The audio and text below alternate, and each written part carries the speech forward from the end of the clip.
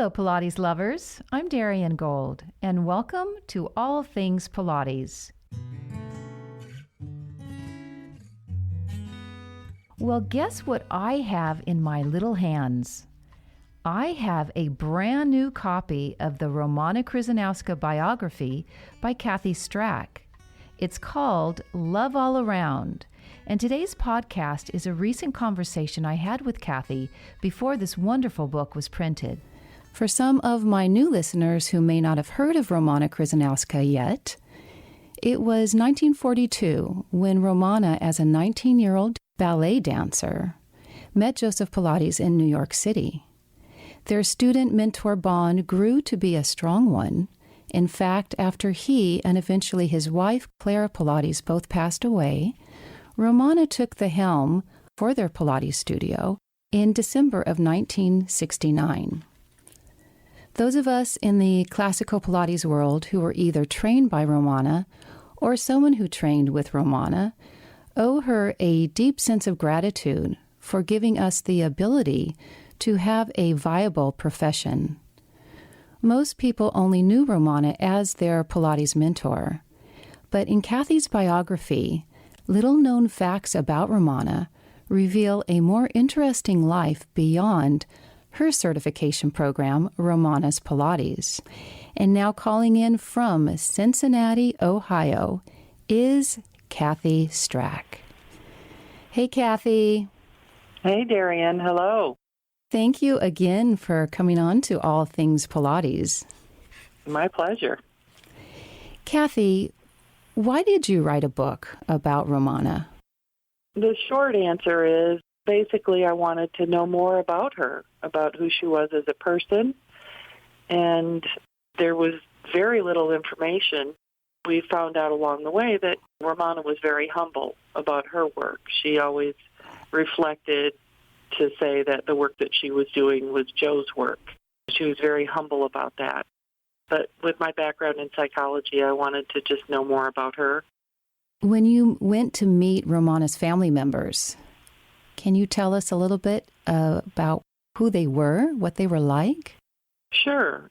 Well, my co-author and I had gathered enough information about Romana and her family that we felt like we needed to share that with some of her living family members. So we approached her son and her daughter and arranged to meet with them and shared the information that we had and told them our idea that we wanted to write a book about Romana and about the family. And they were naturally skeptical because they didn't know us, but within those first meetings with each of them, they very quickly said, okay, what do you need? How can we help? They were wonderful and still are, still very supportive and very helpful with the project. And what are their names? Well, Romana's daughter is Shari. Shari lives mostly in New York City, but also in Florida. So we met with her in New York. And then Romana's son is Paul. And Paul lives outside of Dallas in Texas. So we flew down there to meet with him. We've also met with some cousins, and I've talked through email with some distant relatives as well. Did her two children follow in Romana's footsteps? Well, that's what's been interesting as her story unfolds. Her daughter, Shari Santos, has clearly taken on the mantle from Romana and continues to teach Pilates as she was taught it. Shari, interestingly enough, also knew Joe and Clara Pilates. Way back as a child, was introduced to the studio and to the exercises and the method. Shari, pretty much that her exclusive work is in the Pilates community as a teacher of teachers and running the training program. It's interesting because she has taken the Pilates side of Romana and that skill set and that passion in life. And then her son, Paul, was a ballet dancer and a choreographer. And so he has taken up the side of Romana's personality that dealt with her passion for ballet and dancing. Does he have a studio somewhere? It's in, like I said, it's outside of Dallas, Fort Worth. I believe it's in Arlington. And he continues to dance, teach, and choreograph? I think his dancing days are over with now, but yeah, he teaches and choreographs. Yeah, he was trained by George Balanchine, actually. Just like Romana, correct? Yes, yeah, it's really interesting that her two children are just reflections of those two aspects of what she did in life. Did you meet any of her family members, perhaps those cousins, that shared any stories about Romana that you'd like to share with us? Yeah, it's interesting. She had quite a few cousins on her mother's side. One of her aunts had 6 children, and 5 of them were girls. So Romana kind of grew up around them. And it was funny because Romana, from a very early age, would take ballet lessons. So if she had to take ballet classes, her cousins had to take ballet classes. And then when Romana's mother wanted her to take piano lessons, her cousins had to take piano lessons. I have letters written from them, and they used to complain to each other. It's like, oh, great, what do we have to do now? Because Romana's got to do it, we've got to do it. I'm wondering about Romana's dance career. She met Mr. Pilates when she was 19, but she was dancing before then, correct? Yes, she started taking ballet and dance classes as a child in Detroit. It's funny because she used to tell people that she never went to school and that she was raised in Florida, but she actually was raised in Detroit, mostly by her grandmother and one of her aunts, the aunt that had all the children. And so she took ballet classes and she took all that training early on and fell in love with it. And then she danced professionally, correct? Right. That's what's interesting is after she graduated from high school, she went to New York City, and her mother was living there. So she was with her mother in New York City and began to take classes and lessons through the School of American Ballet under George Balanchine. And from there, she had a choice to stay with a ballet company or to go with another company, which meant that she would travel. And so she ended up staying in New York City a little bit longer, but then eventually she did dance with a couple different companies. And she toured the country and some parts of Europe. She danced actually well into her mid-40s. That's wonderful. Yeah, it was really interesting to unravel some of that, how much she really continued to dance. I think we all just have, like you said in your introduction, we just have this impression of Romana and Pilates. And she really, her first love was ballet, and then it also became teaching ballet. So when she was no longer able to dance, she taught it. After she met Mr. Pilates at 19 and she was dancing and performing, she also started teaching pretty quickly Pilates under him. Yeah, she just became a fixture in the studio. Whenever she wasn't working on ballet, she was at the studio learning. She just soaked it up. But then, like many young women, she got married and moved away for a while. That's when she went to Peru for 14 or 15 years. But she kept in touch with the Pilates and continued to dance. She danced in Peru, but she also continued to use her Pilates. What brought her back at that stage to New York City? Well, things were starting to change in her personal life and also politically in Peru. There were just too many changes. And I think, honestly, something that no one considers is that her mother wanted her to come back to the United States. For Pilates or for dance? No, for dance. She and her mother were very close, and her mother always had this, she was a stage mother. She always wanted Romana to make a name for herself as a ballet dancer. So I think they just thought it was time for her to come back to the United States, and unfortunately, her husband, he tried to make a go of it, but it just didn't work out for him to be here with her as well, and the children, Paul and Shari. The whole family came back. Yes, they did. in different stages, and then he couldn't make a go of it, so he went back to Peru. Leaving her to care for her with two children. Mm-hmm. Yep. Is there a particular passage in your book that you like to share with us? Sure. I've chosen the beginning of chapter 7. It's titled A Star is Born. Romana Kryzanowska was born on June 30th, 1923, at her grandmother's home, also known as the Pinehurst Hospital in Farmington, Michigan. Her birth occurred at 7:30 a.m., with her grandmother attending as midwife. Home births were common due in part to the prevailing belief that a woman would be more comfortable at home surrounded by her family. Hospitals were often difficult to get to and did not promise better care. Romana was born into an era of prosperity and industrial growth.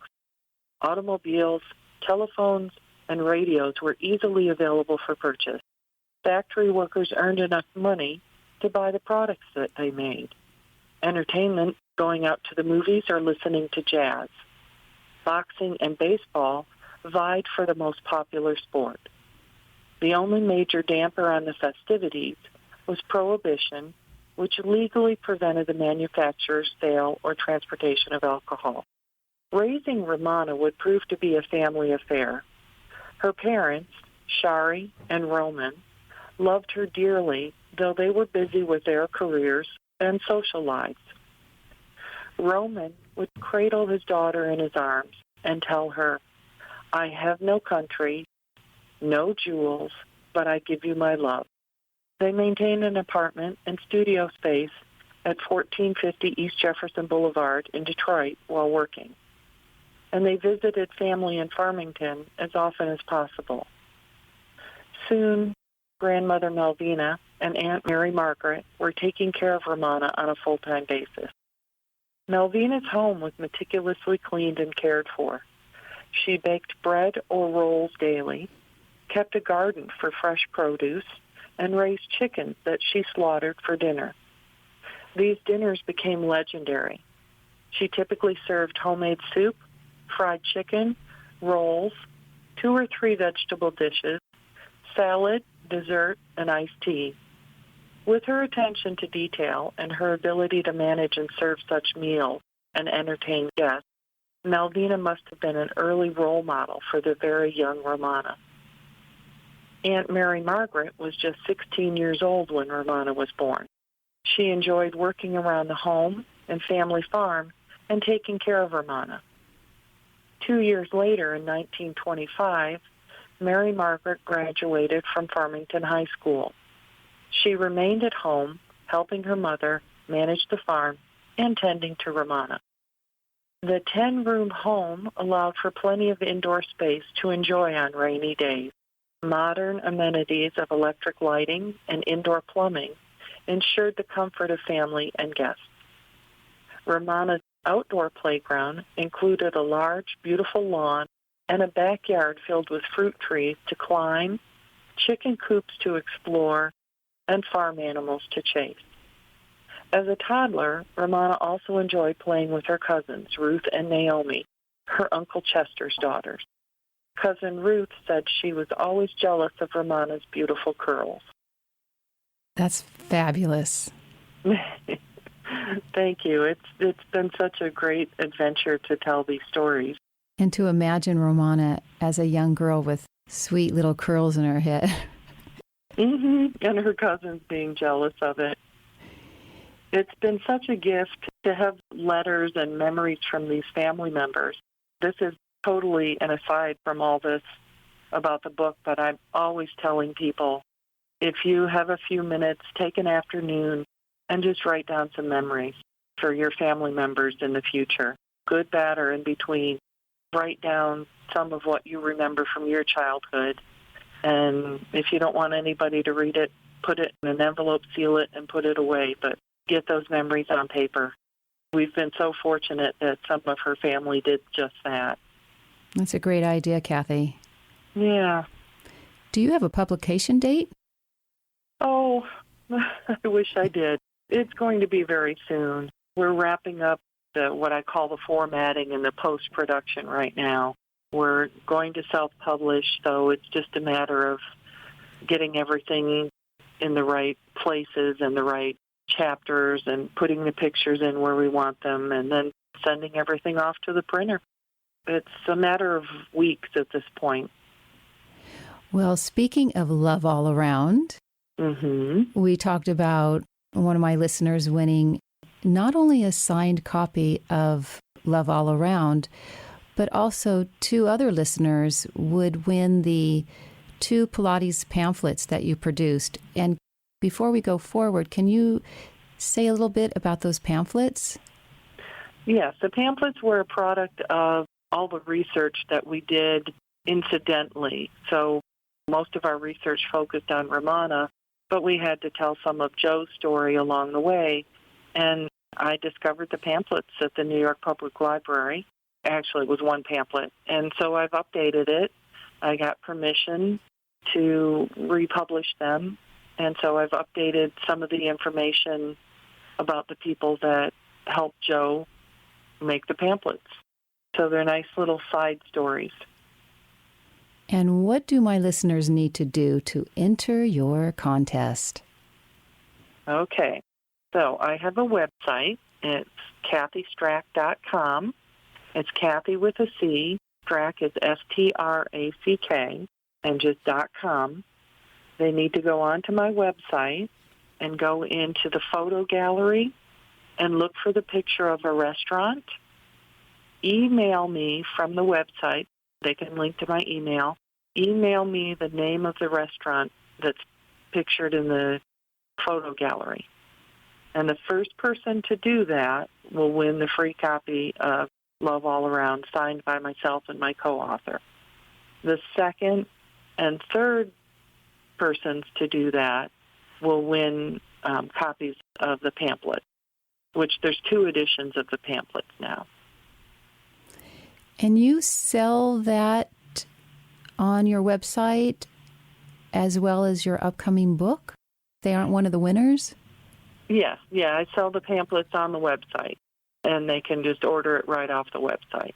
Pretty easy. And that will be the same for your book? Yes.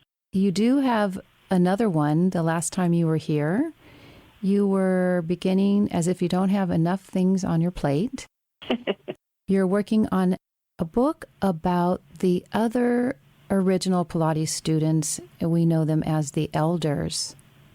How is that going? How do you have time for it? It's a passion, so I work any chance that I get to on writing, and I have the files all set to go for the second book. The format for the second book is going to be a little bit different. Each teacher will get their own chapter, so it will be a collection of biographies. So let's say Cathy Grant, one of the elders, she will have a chapter that will tell her story. Same with Mary Bowen, Jay Grimes, Carola Trier, many more names. Jerome Andrews, Robert Fitzgerald, Bob King. Eve Gentry? Eve Gentry, yes. They'll all have a chapter devoted to telling their story. And my co-author has done most of that research already. And then it'll just be a matter of me taking one person at a time, going through the files, and then doing follow-up interviews, because she's done all the research that can be done on the computer or through the library. But I will then follow up with actually talking to people that either knew the elders or talking to the elders that are still alive, like Lolita San Miguel. She's going to be on my show, by the way, in 2 weeks. Oh, wonderful. Yes, she's lovely. Wonderful. Yes. How many in total are there original students? Well, I would say I have about 20 possible names. Yeah, it's been pretty interesting because we only think of this last group. We only think of the Cathy Grants and the Lolitas and the Mary Bowen and Romana and Jay Grimes, but there's several generations before them.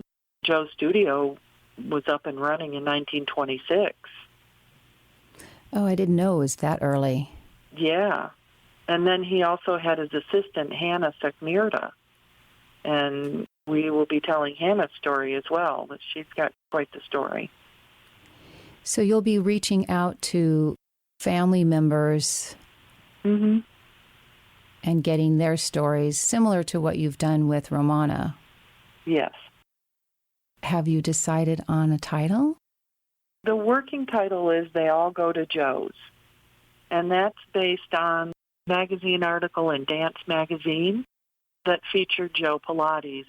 And it's all the celebrities that they all go to Joe's. All the dancers went to Joe. All the people that knew what was up, what was the best thing for them.